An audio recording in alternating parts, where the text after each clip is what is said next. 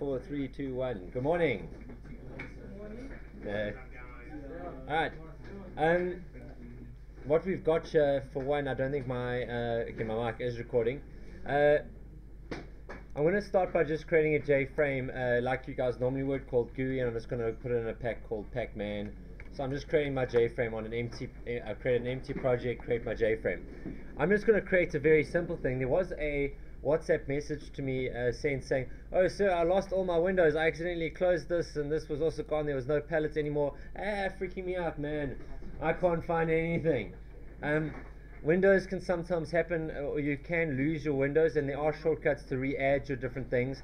Personally, I never remember exactly what I closed or anything when I do close them, so I just always just go reset Windows, and then once I go reset Windows, it's all back the way it was. Happy birthday.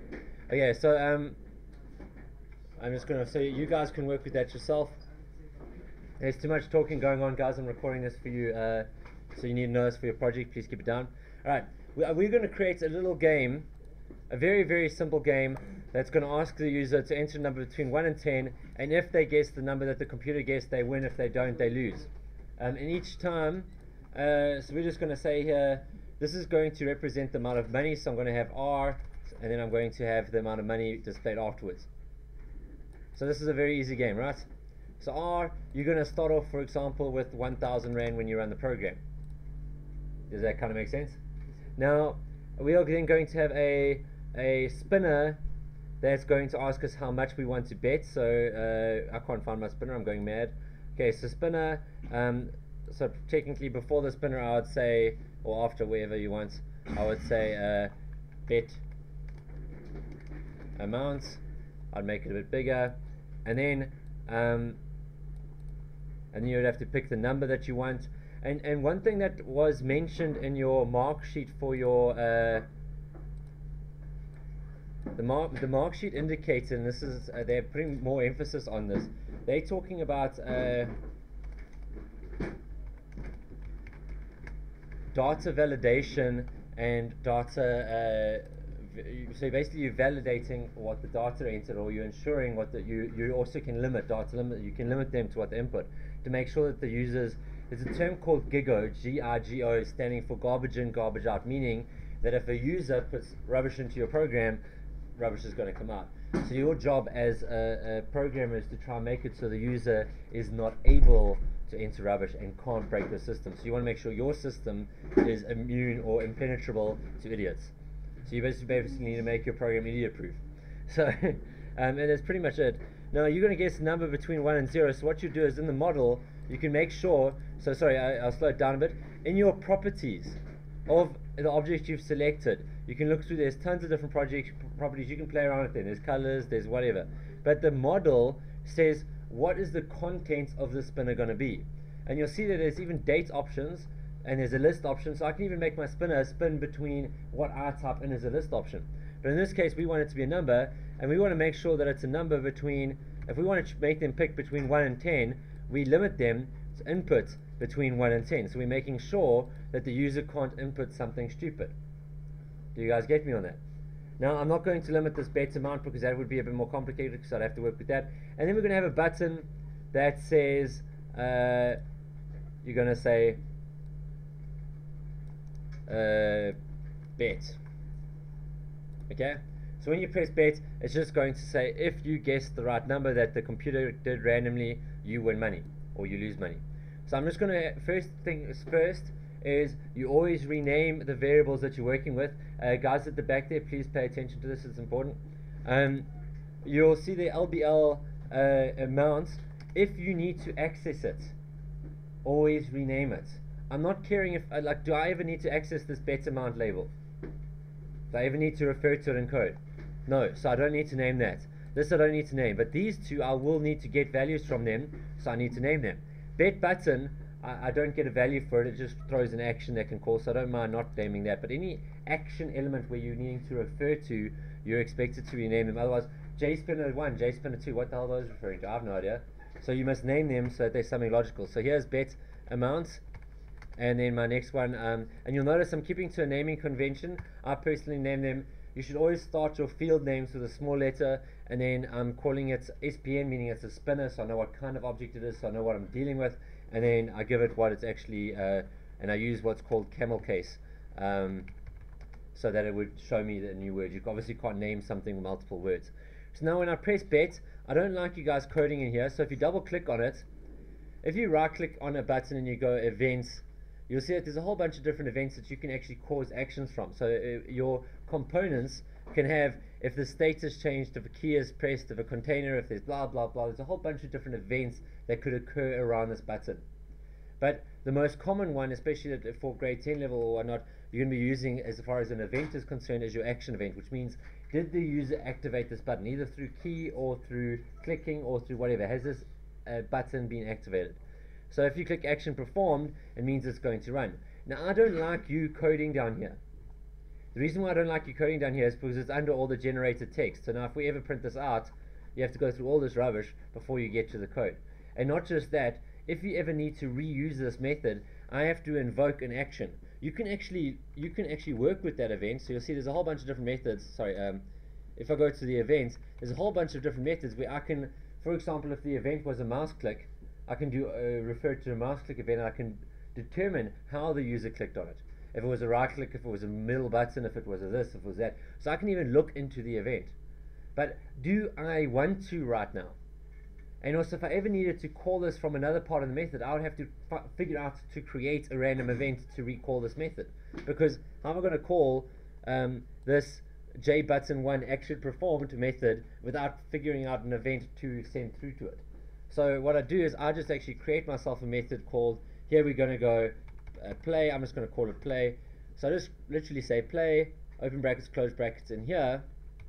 Now then go public void play, open brackets, close brackets, open curly brackets, enter. Then now, whenever you click that button, that method play is going to be run. Does that kind of make sense? So I've literally just gone play, open brackets, close brackets. Technically, I probably should have, if I coded the method first, so let's say if I did it the logical way around of coding a method to say play, I'm just going to call it now play game. Now when I'm in my action performed, so when I so if I've coded the method and I double click on bet, you'll see I can now go PL, control spacebar. Control spacebar is your friend. The number of people who said, oh, my thingy is not going correctly because it doesn't seem to be coming out was too high. You literally go SP, oh sweet, it's there, enter. I never ever type things out, ever. In NetBeans, if anything, sometimes in Word I'm going control, damn it, control spacebar, it doesn't complete the word for me and I'm annoyed with it. Okay, so control spacebar is your friend, and make sure that you refer to the correct casing, and sometimes it will import things that you need. So please, please, please, please, please use your control spacebar. I think that was enough pleases, right? So now in our play game, we need to get some information. Now firstly, I'm going to introduce if I wanted to create a variable for the amount that the user is going to be betting, I would go int bet, right? Do you guys get that? So that's how I create a local variable. This variable only exists inside this method. Does that make sense? But now, what if I had now all of a sudden I wanted to keep track of something for longer, so after this method I still wanted to remember it. I don't want it to forget about it. Do you guys get me? What you do is you create it up here. When you create it, so just directly under the class, I mean technically I can create it wherever in the program. I could create it down here if I really wanted to. It's not limited to up there. I just try to keep it there because then I like to know, okay, all my variables are declared, and then all my methods, and then the GUI, and then the main, or whatever.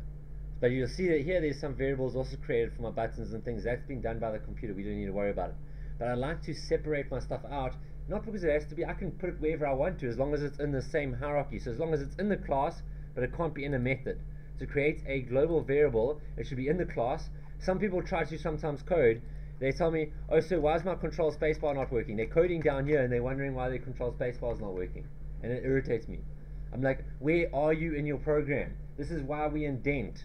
We indent so I can see, okay, I'm 1 level indented, which means I'm in my class, but am I 2 levels indented? No, so I'm not in a method. Do you guys get me? So you look at your indentation levels. So the first level, we are going to make it, we're just going to stick with public for now. So we're just going to say public like our methods are public, and you're going to say int, and this is going to be called money. So it's the exact same as how we would declare something here. The only difference is we have to put this is called a access modifier. You learn this more in grade 11. Right now, just put public in front of it.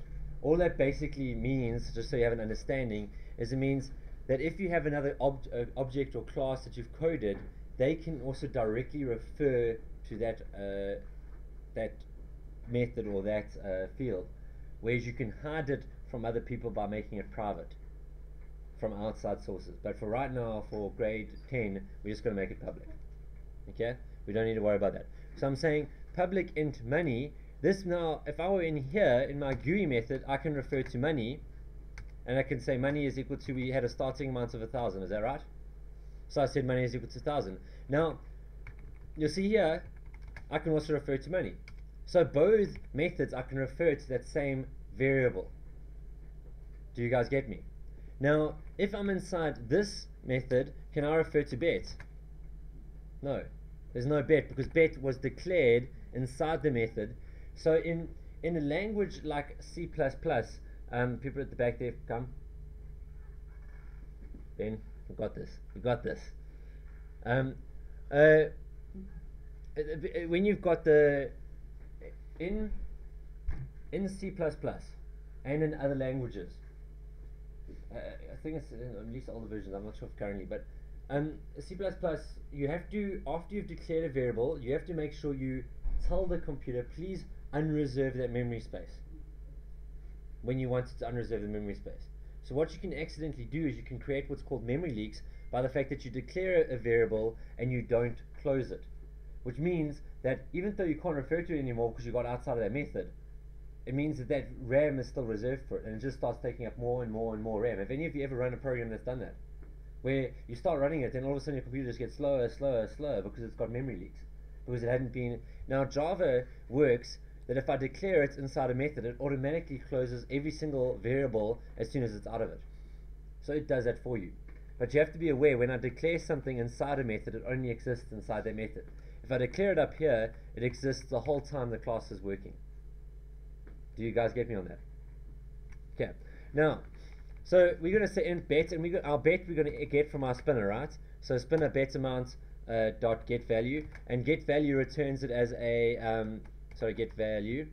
Get value returns it as an object, so we need to cast it into an integer. Okay, so we just basically casting just forces. We know it's going to. We've in the GUI we limited them to only be allowed to choose integers, so that would get it out. We then want to get their number that they want to bet on. So then we'll do the exact same thing. Int. So we cast from the spinner guess number dot get value. Again, get value returns the object data type, so we have to change it into an integer. Now, if we're moving on from that, we now want to determine, we need to get a random number to see if what the user guessed was the same as what the random number that's generated, so the game can be played. Now, the problem is, sorry, one thing I did without even mentioning it. Here I declared on this line and I initialized on this line. Do you guys get that? Here I did it in one line. No problem, but they are logically separate things, but the computer can do both actions on one line. You don't have to separate them. But I did that without thinking. I didn't think about, because I always, for you guys, I'm trying to show you, okay, declare, initialize. Do you mind if I leave it like that, or do you want me to separate it? Okay. Now, on from there, we've got an idea where we now want to determine whether the random's working or not. Now, on your guys' shared drive, also on the Google shared drive, you'll find that there's a folder in the IT General Resources called Code Segments. In there, you can even just JFGI, seriously, like there's tons of these sort of things out there. In there, there's a method, not thread, sorry, there's a method called random. And you'll see random just gives you this. A public static int get random, rmax, imin, random, blah, blah, blah. You can just copy into your program. Now this is a method, so you should be in the class, but not inside a method. Do you guys get me on that? Control V. Done. I could go into the logic of this, but basically what happens is math.random is a function that the Java comes with, which deals with creating a random number between 0 and 1. So it'll become 0.79325059621, whatever. It just picks a completely random number between 0 and 1. That random number between 0 and 1 times, if you guys look at maths, this would mean random times rmax minus r between min and max that I sent through to it. Does this make sense? And all I have done is copied and pasted. I don't even need to know how that works, but in here I can go int comp num, so computer number is equal to get random. So if I can call the method get random, and get random, all I need to send through to it is 1 and 10. So I've pasted a method in there and I'm calling that method. That method returns a integer. So that method that I've copied and pasted in there, is going to return me a random number between 1 and 10. Do you guys follow me on this?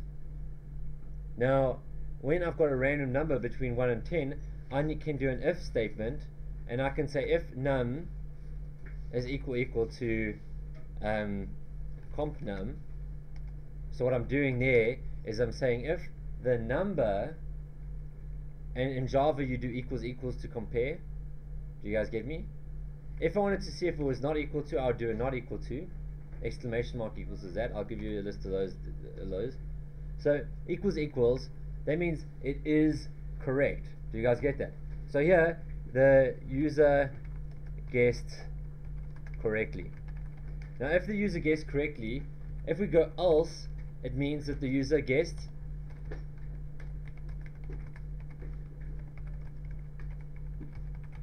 okay.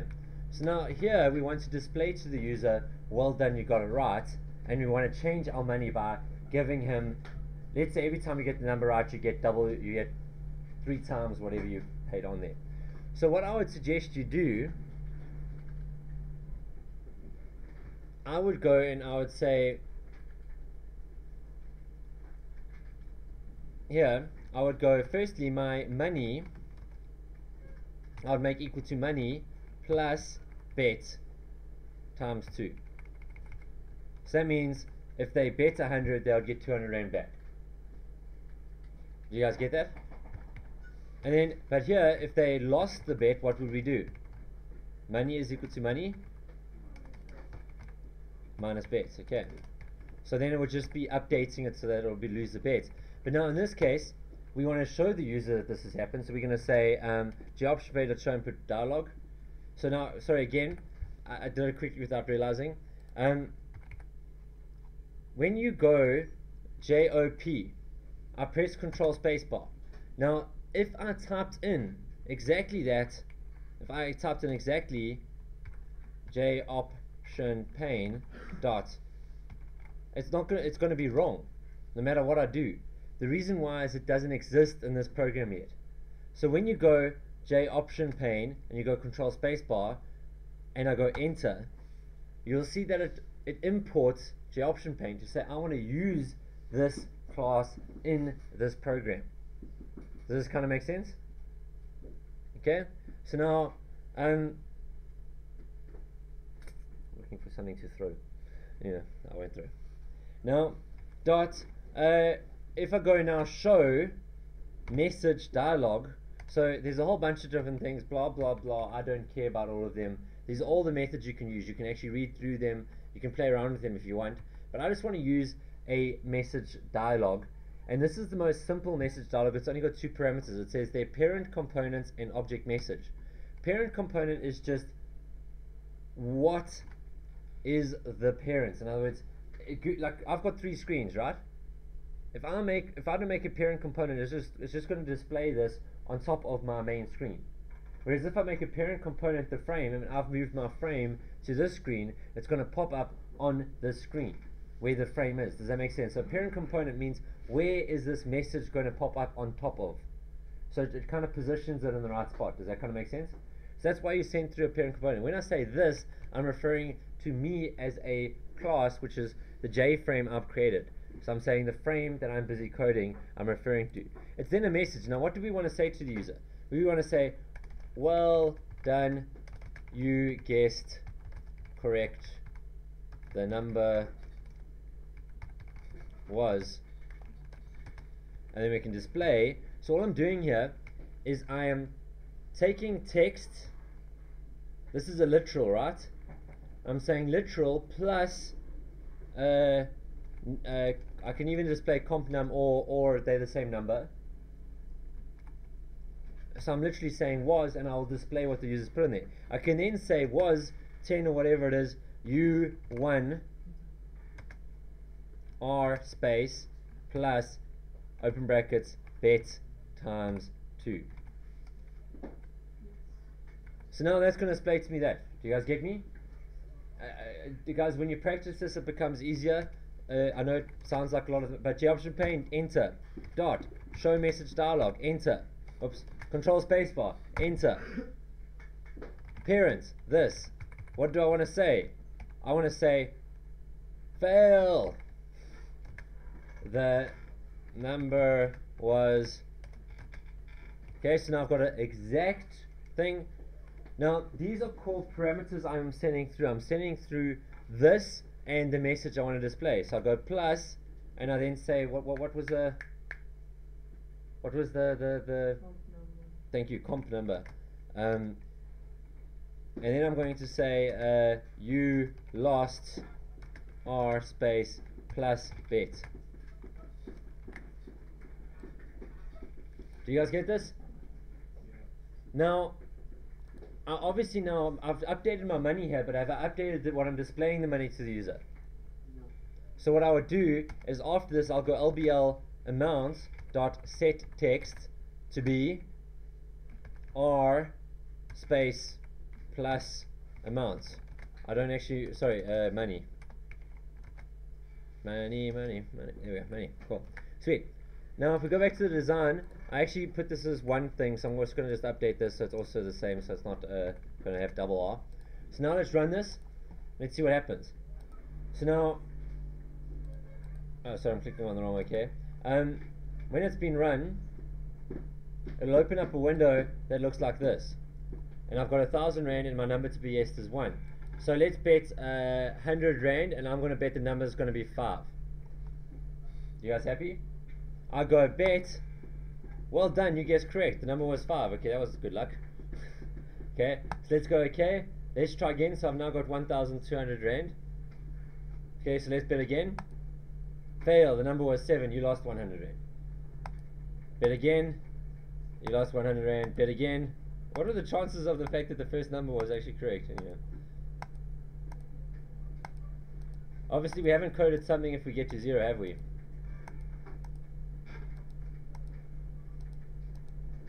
But okay, so you would obviously, if you want this program to work properly, you need to have an if statement. If the value is equal to 0, I shouldn't now be allowed to bet again. But at the moment, it is allowing me to get into debt. Do you guys kind of get me? That would have to be an if statement to take a look at what's going on. I know this was a bit to take in, but literally, the main thing I want you to learn here is that you can keep track of a variable value.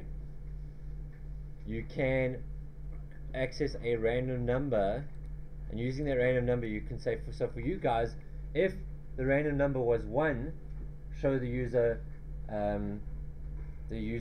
random number pattern of 1. Does that kind of make sense? Right guys, I want to end this video. You guys can start working your project. Goodbye.